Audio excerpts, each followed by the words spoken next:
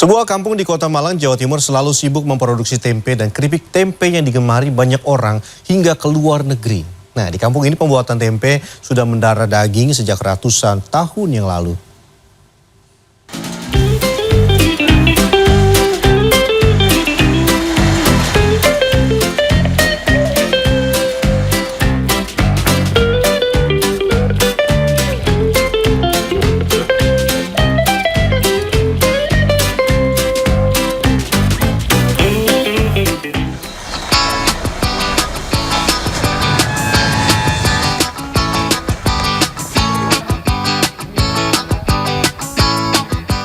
Gang-gang kecil di dalam Kampung Sanan Malang menyimpan lebih dari 500 perajin tempe dan keripik tempe.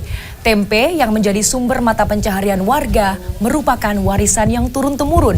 Dalam segmen Sudut Kota kali ini, kita akan mengenal Kampung Sanan dan tempe sebagai identitasnya.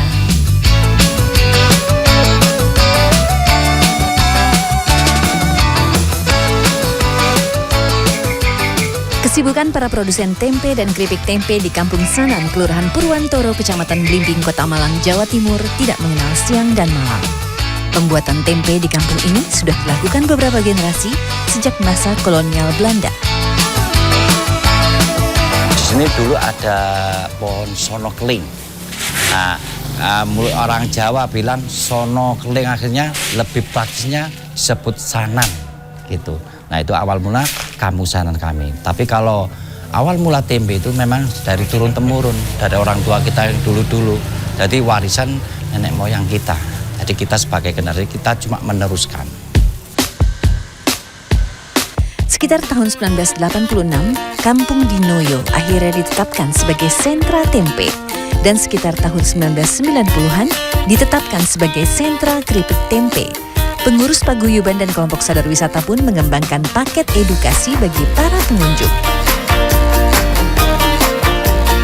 Turun-temurun, jadi mulai sejak kecil saya sudah diajari membuat tempe sama sekolah.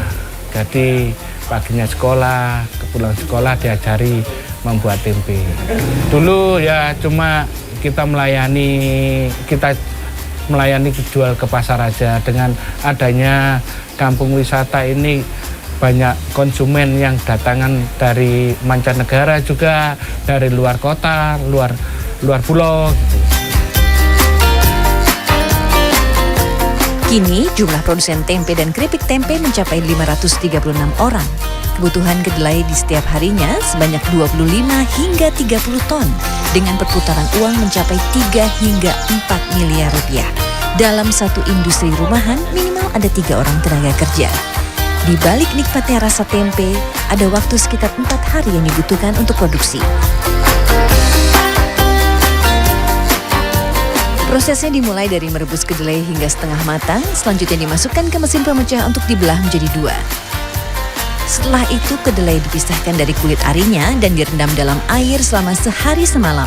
Setelah mengental seperti madu, air dibuang dan kedelai dicuci.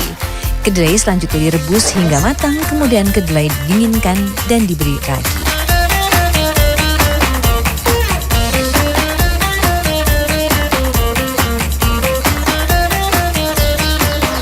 Proses peragian ini ternyata melelahkan karena harus mengaduk sampai rata kedelai seberat sekitar 75 kg selama kurang lebih 10 menit sampai merata. Jadi harus dilempar, diaduk, ditarik.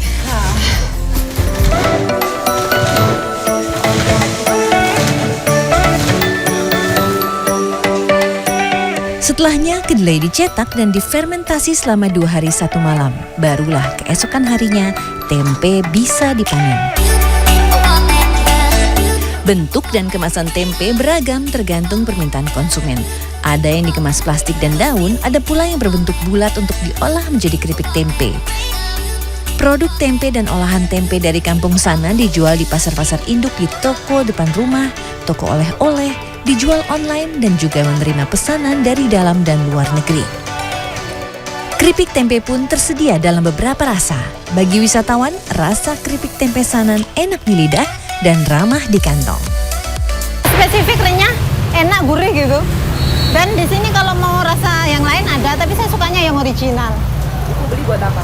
Buat oleh-oleh keluarga di Jogja.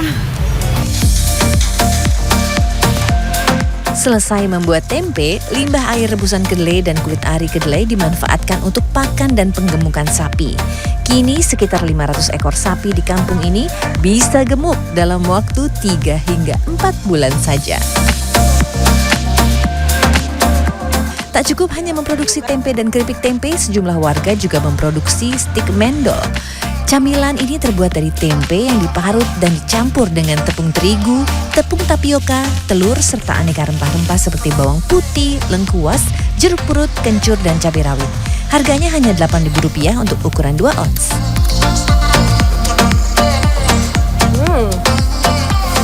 Saya nggak nyangka kalau tempe juga bisa diolah seperti ini. Di setiap gigitan rasanya gurih karena bumbunya ini kuat. Kemudian ada sedikit rasa pedasnya.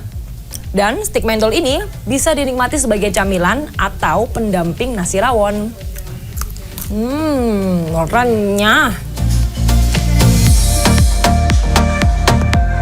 Tantangan yang sering kali dialami para produsen tempe adalah ketersediaan bahan baku kedelai dan harganya yang fluktuatif. Kanza Tamarindora, Heru Sudarmanto, Malang, Jawa Timur.